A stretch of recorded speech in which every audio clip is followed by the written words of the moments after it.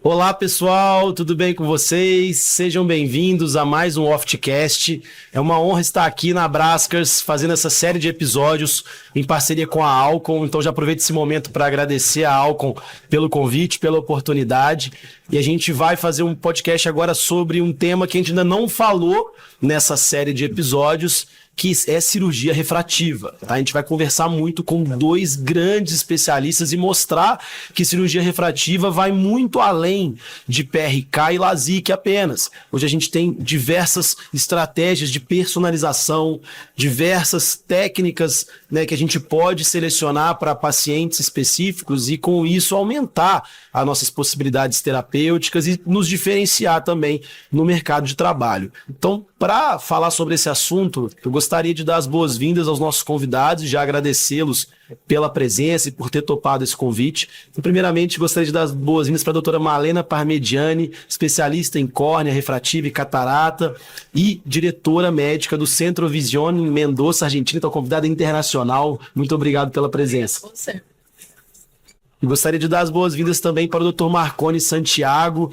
Todo mundo conhece aqui, uma grande referência em cirurgia refrativa do nosso país e do mundo.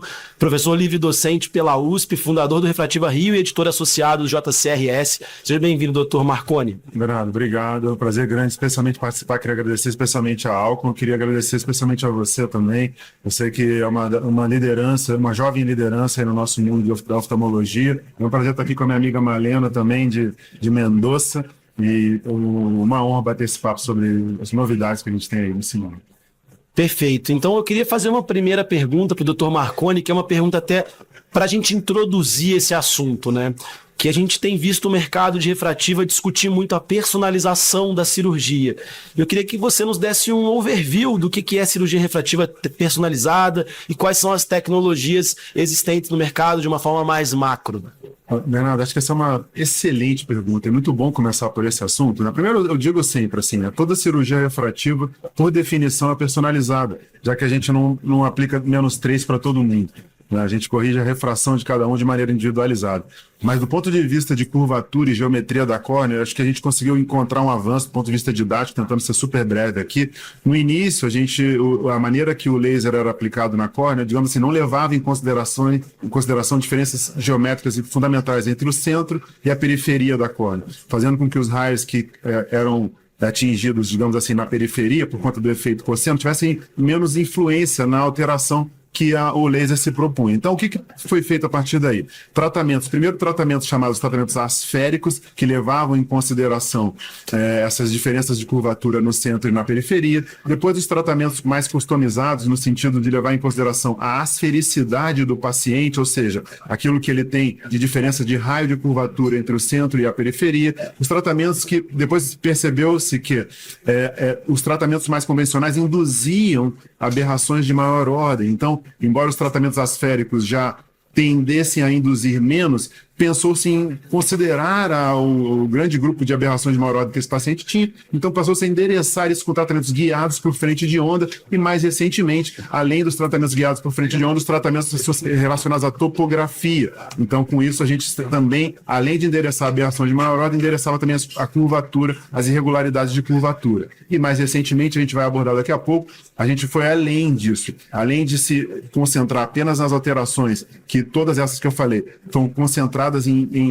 anormalidades e irregularidades na interface anterior, para um tratamento literalmente customizado, onde a gente vai entender todo o caminho daquele raio que é refratado na córnea através das interfaces anterior e posterior da córnea, geometria do cristalino, câmara anterior, profundidade de câmara anterior e todo o diâmetro antero-posterior desse paciente. Então, que é o último grau de customização sobre o qual a gente vai falar aqui, que é através do Ray Tracing. Então, essa é uma perspectiva histórica breve aqui. Perfeito, muito bem explicado. Eu queria agora jogar a bola para a doutora Malena para perguntar o que o Wave Light Plus da Alcon traz de novidade em termos de personalização da cirurgia refrativa explicar um pouco também o funcionamento, os seus diferenciais em relação a essas tecnologias que o Dr. Marconi introduziu. Perfeito. Então, primeiramente, muito obrigada pelo convite.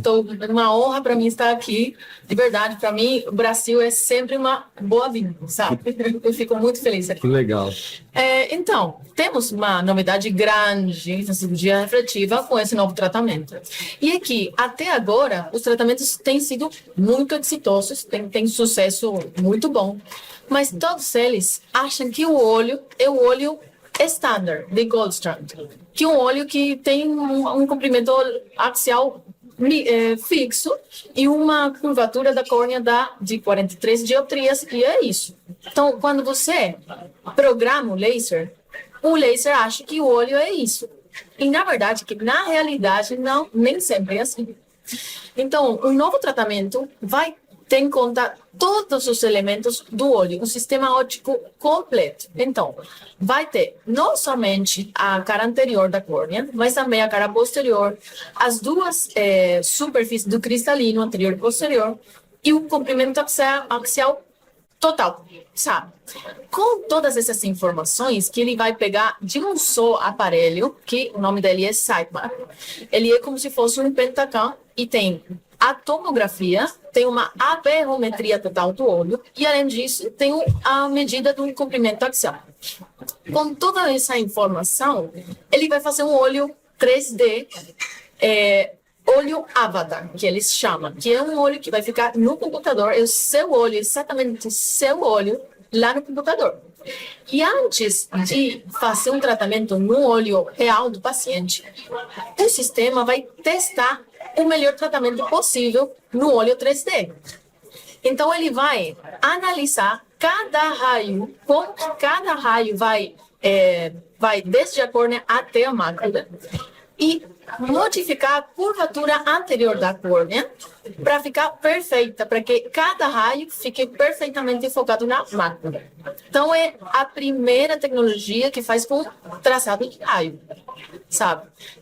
Então, quando a gente já vai aplicar o tratamento no olho da pessoa, a gente já sabe que esse é o melhor tratamento possível para esse olho.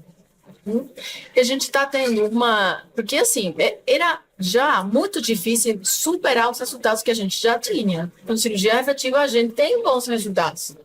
Mas com esse aqui, a gente atingiu resultados nunca antes vistos.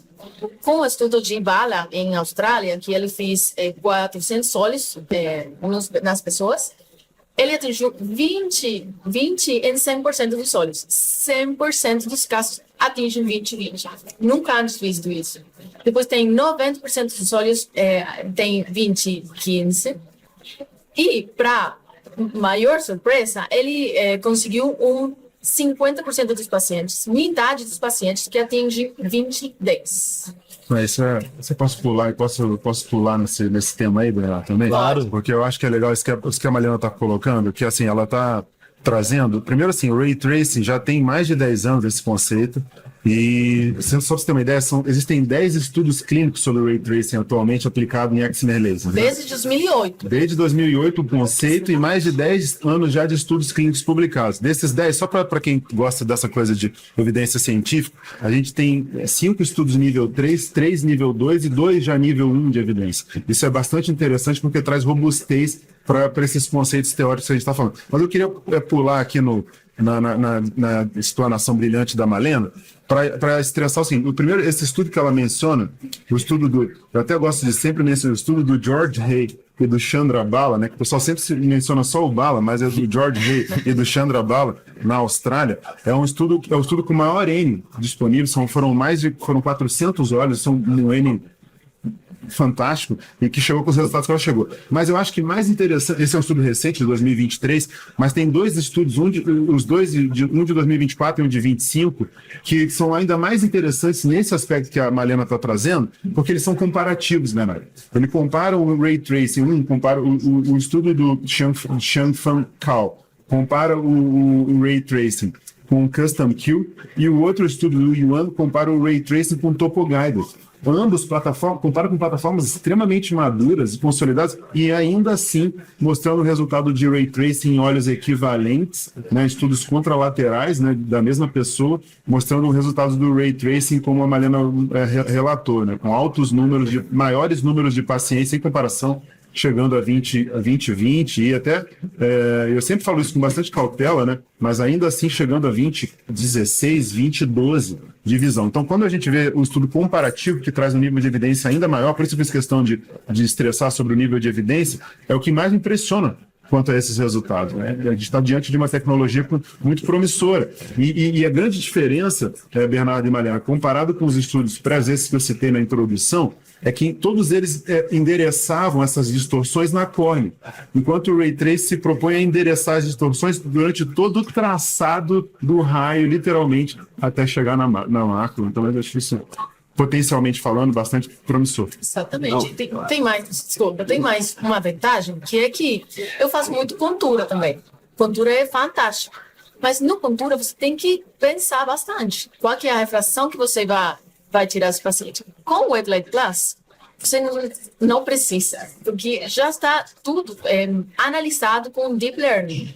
Então, esse tratamento já está analisado no computador, você já sabe que é o mais preciso possível.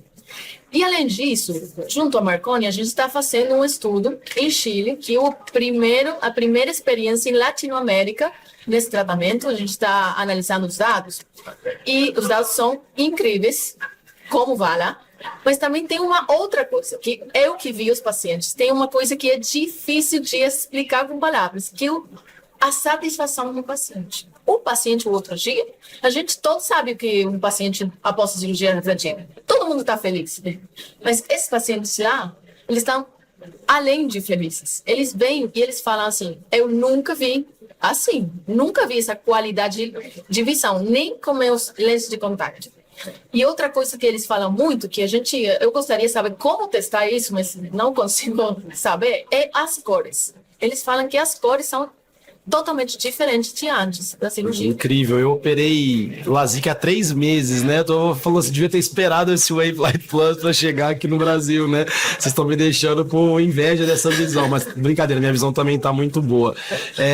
Eu acredito que, com tudo que vocês estão falando, né, que daqui a pouco o 2020 pode até deixar de ser o padrão ouro, e a gente pode até estar buscando resultados ainda mais impressionantes, assim, com essas novas plataformas, né? E é interessante que o que você mencionou, que você conseguiu ver o benefício real para os pacientes, né? E não é só aquela coisa de estudo, 2020, 2015, mas, poxa, quando o paciente te fala que a visão dele ele ficou surpreso com a qualidade, é algo que chama muita atenção. Eu só queria mencionar, que, por exemplo, como eu falei, a gente tem um estudo, por exemplo, de 2013 do Cunnings com a Kelly, e esse estudo já endereça a personalização através do Ray Tracing. Qual que é a novidade agora, então? Foi o que a Malena colocou ali brevemente, é que agora, dentro do Wavelight Plus, a gente tem o sistema, o Sitemap Innovice, que tornou toda essa captação de imagem mais fácil.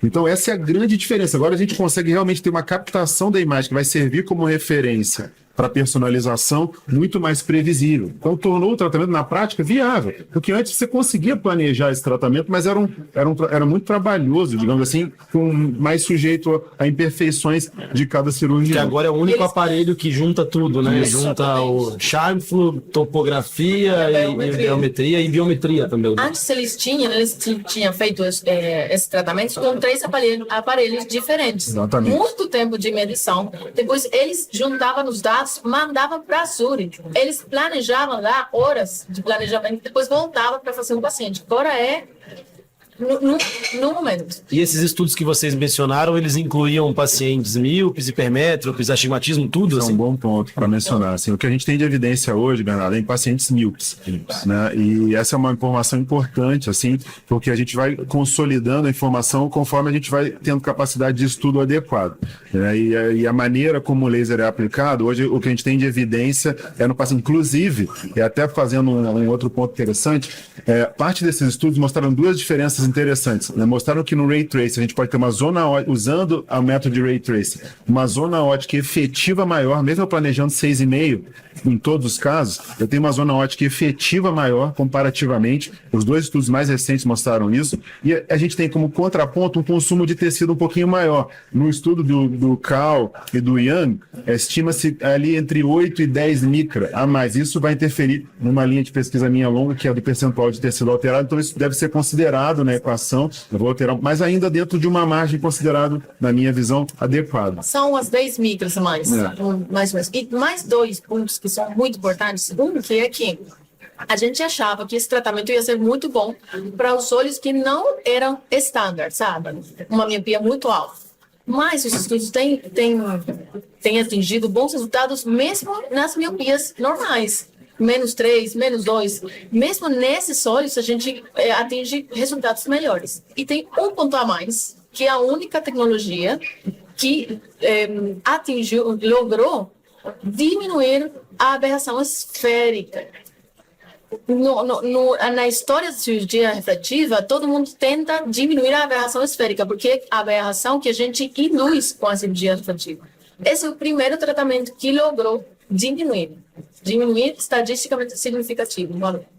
Perfeito, e é interessante que a gente está diante de dois pesquisadores, então tudo que está sendo falado está sendo extremamente embasado, né? Isso é muito bom para quem está ouvindo, porque dá muita credibilidade. Doutor Marconi, a doutora Marina trazendo, tá no estudo tal, foi esse o resultado, então isso é bem interessante. Eu queria agora seguir um pouco no assunto de personalização da cirurgia refrativa, mas levando agora para um outro tipo de paciente. Eu queria perguntar para o doutor Marconi, porque a gente sabe que cada vez mais os cirurgiões de catarata fazem bastante cirurgia de catarata refrativa, né? Então, extração de cristalino com fins refrativos em pacientes com cristalino transparente, mas a gente sabe que tem critérios específicos que tem que ser seguidos, né? De idade, etc.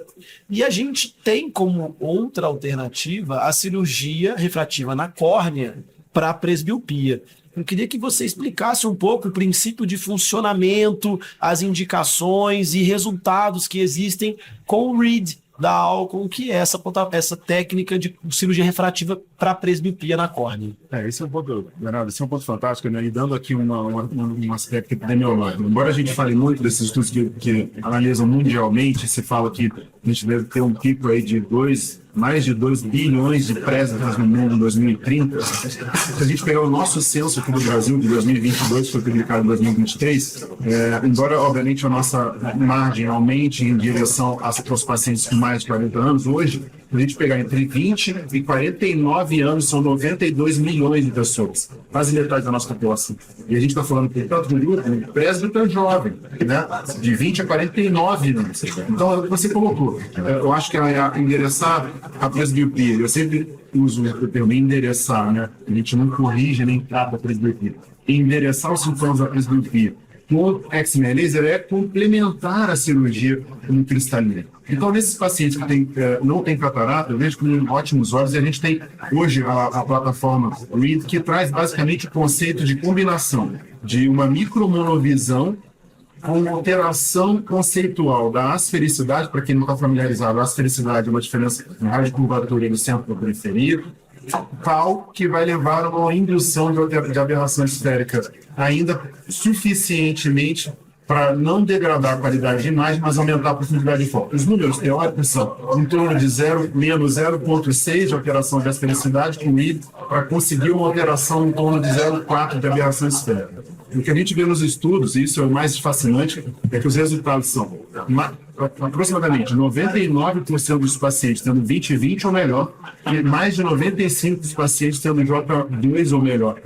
Isso é um resultado extraordinário, porque especialmente no hipermétrope, especialmente no paciente hipermétrope, porque no míope, a gente sempre teve como um lugar bem confortável para morar uma monovisão, mas no hipermétrope sempre foi um desafio. Para criar uma monovisão proporcional desse grupo, eu teria que encurvar muito essa córnea, né? E agora, com o REED, a gente consegue fazer um encurvamento moderado, né, bem menos de indução miópica do que eu precisaria fazer com uma monovisão tradicional, com a composição da modificação da esfericidade. Então, honestamente, acho que a gente está num cenário hoje usando o REED. E o REED, o legal da plataforma REED, é que basta você informar um planejamento praticamente normal. Você não precisa de dados adicionais, é um planejamento normal. Eu tiro usando a tecnologia da Alcon. Você obtém as felicidades usando o aparelho da Alcon, o Equalizer, o Equalizer, transfere isso para o laser rapidamente, o próprio aparelho integrado, e você simplesmente planeja, informa a visão e a refração do paciente, e o aparelho já planeja a alteração de asfericidade, o cirurgião não precisa fazer esses cálculos matemáticos. Já era possível ser feito no passado, mas era mais trabalhoso. Hoje o aparelho já faz isso automaticamente e já vai fazer a indução miópica proporcional à idade do paciente. Então, acho que a gente avançou nesse campo. Acho que o cirurgião que faz hoje, segmento anterior, especialmente refrativo, precisa endereçar os pacientes présbitos. Eles são muitos, vêm cada vez mais para o consultório. E pensa, o paciente com 47 anos, a vida dele é agora. Ele não vai esperar ele ter catarata para ficar independente. É muito ativo, né? Muito ativo. A visão, ele o estigma, né, da dificuldade para perto, ele não quer parecer que já tem mais de 40 anos. Então, a gente precisa oferecer tratamentos com evidência científica, que é o caso, né, desse protocolo READ, bem embasado para esses pacientes. Então, acho que a gente está num cenário, nesse sentido, bastante favorável. Assim. E, além disso, não sei você, mas na minha prática, eu tenho muito paciente perto dos 40 anos. Muito. Porque a gente pensaria, mas nos 23 anos tem muita, seria até melhor, porque você só corrige miopia, hipermetropia, tá bom.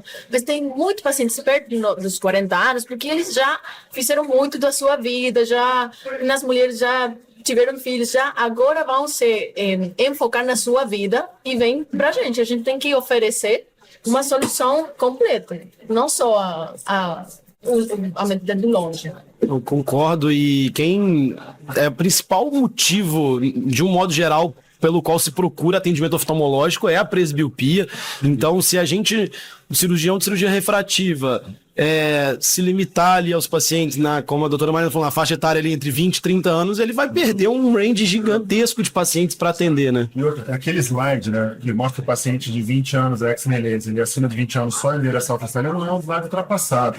A gente tem um grande grupo de presbitas jovens, cuja melhor maneira de endereçá-los hoje é através da córnea. E mais, para aqueles que têm preocupação quanto a uma cirurgia no futuro com lente intraocular, a gente também tem evidência científica, eu mesmo publiquei sobre isso no oftalmólogo recentemente, mostrando que o cálculo da lente intraocular nesse grupo, com os métodos que a gente tem hoje, é bastante confiável. Então, na verdade, você vai estar deixando de oferecer para ele alguma coisa que não impede, ela não é mutuamente exclusiva com uma outra alternativa quando ele vier a ter catarata no futuro. Em pacientes com idade mais avançada, por exemplo, acima de 55, 60 anos, a gente pode entrar, mesmo que ele não tenha uma alteração óbvia de cristalina, aí a gente pode discutir a maneira de endereçar. Mas no presbítero jovem, eu acho que faz bastante sentido endereçá-lo na córnea com métodos adequados, né? Porque existem outros métodos que talvez não sejam tão adequados do ponto de vista de realmente pensar no futuro a cirurgia de catarata, mas usando uma alteração das felicidades, com a geometria, com transições geométricas tão suaves, como, por exemplo, o proposto pelo Reed, é muito fácil depois esse crescimento da catarata. E outra, né? O paciente de 40 e poucos anos, 43, 45 anos, para você submeter a uma cirurgia de catarata, né? O paciente não tem descolamento do vítreo posterior, você está submetendo ele a um risco aumentado de descolamento de retina, que você não precisava se você mexesse só na córnea. Eu só falar no míope, mas mesmo no hipermetro. A gente está tirando isso. Ótimo, muito bacana. Ainda quero explorar um pouco mais de vocês sobre novidades em cirurgia refrativa.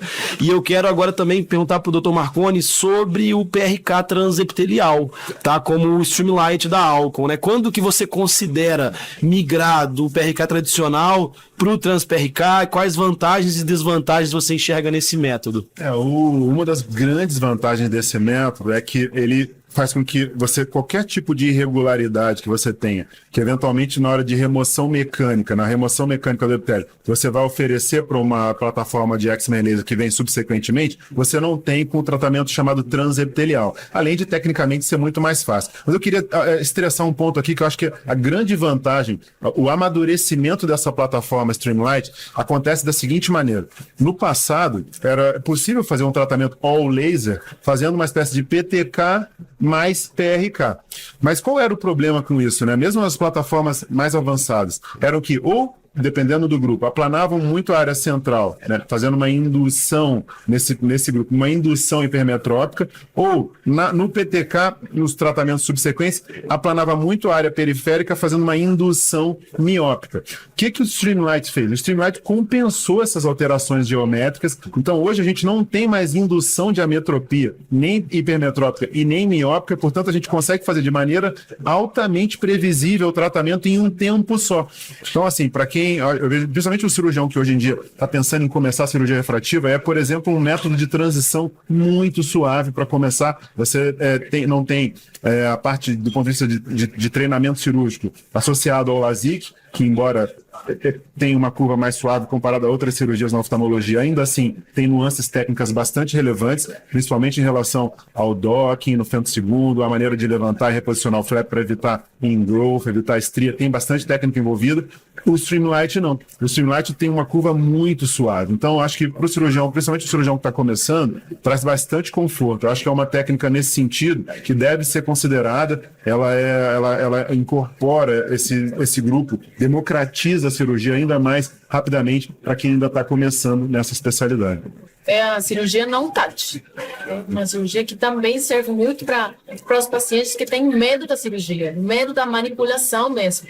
A gente tem evidência hoje, Bernardo, mostrando que até o processo de cicatrização epitelial pode ser mais rápido nesse grupo, embora a diferença seja de horas, para quem está sem epitélio, faz diferença, né? Diminui a chance de infecção, diminui dor. Então, isso tudo também a gente leva em consideração na nossa equação aí, para considerar o Streamlight.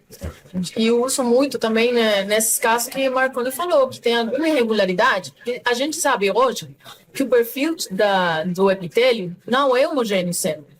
Muda de paciente para paciente. Então, se você tem uma irregularidade embaixo e você vai tirar o epitélio mecanicamente, você vai ter uma superfície estromal que não é a mesma que você mediu antes no epitélio. Então, quando você tem alguma irregularidade, é bom pensar em um Streamlight que você vai traspassar a mesma superfície do epitélio para o estromo. Então, depois você aplica o tratamento, você está tendo a mesma superfície. Isso, mesmo que não sejam irregularidades, por exemplo, tornando a topografia assimétrica, um paciente com astigmatismo mais alto topográfico já é suficientemente, na minha visão, mais bem endereçado com o Streamlight. Agora uma última... Só uma coisa, claro. Que é um tip para as pessoas que estão começando com o Streamlight, que é muito importante esfriar essa córnea. Muito importante. Então, a sugestão é, antes do tratamento, colocar soro bem gelado. E após você tem, no meio do tratamento, que você tem, o tratamento tem duas partes. Primeiro é a parte do PTK. Está compensado, como o Marconi falou. Depois tem 10 segundos no meio, que são muito importantes para que a córnea não fique muito quente. E depois disso você tem o PRK, que nesse caso está associado com WFO. E depois do tratamento, você, de novo, precisa pôr soro gelado. Esses pontos são muito importantes, porque eles são os quais vão diminuir a taxa de RES, por exemplo. Se você faz isso, você não tem RES. Esse protocolo de resfriamento da córnea faz com que a gente tenha mais previsibilidade desse tipo de tratamento e lembrar que mesmo nos casos de Streamlight tem que usar mitomicina no pós-operatório e o tratamento, como a Malena falou, é o tratamento asférico, o tratamento otimizado que é bem como componente do Streamlight. Então, resultado muito interessante. Perfeito. Agora uma última pergunta, doutora Malena. Poxa, se PRK e LASIK já é tão bom, né, já tem tão bons resultados, por que o cirurgião deve buscar ainda mais, né? Por que o cirurgião de cirurgia refrativa deve buscar essas outras técnicas e como essa expertise pode fazer ele se tornar uma referência maior e pode ser um bom negócio do ponto de vista de sucesso na clínica, em termos ali de trazer mais pacientes? Como que você acha que isso pode ajudar eles a prosperar mais, assim? Bom, essa é uma boa pergunta, muito boa pergunta, porque na verdade que a gente tem que repensar o que é um bom resultado hoje. Não é a mesma coisa, é como se fosse cirurgia extracapsular ou faco. A gente tem que repensar o que é um bom resultado hoje. Eu acho também que isso é personal, mas eu sempre fico, se eu não estou fazendo o que melhor existe para esse paciente, eu não fico confortável. Porque eu acho assim, eu penso, se o paciente fosse família minha, eu gostaria de dar o melhor que existe, porque dá alguma coisa que a gente sabe que não é tão perfeita assim. Então, se você personalizar o tratamento, mesmo personalizar fazendo WFO, que se você faz um WFO na persona certa, você também está personalizando, porque esse é o melhor tratamento para esse paciente. Então, eu acho que a personalização é o futuro. Na verdade, não é o futuro, é o presente. Se a gente não personalizar, a gente não está fazendo cirurgia refrativa. Refrativa é dar qualidade de visão e qualidade de vida. E os pacientes percebem isso. É diferente se o médico fala com você, olha, eu vou dar o melhor tratamento para você. Não é o mesmo tratamento para qualquer pessoa que passa por aqui.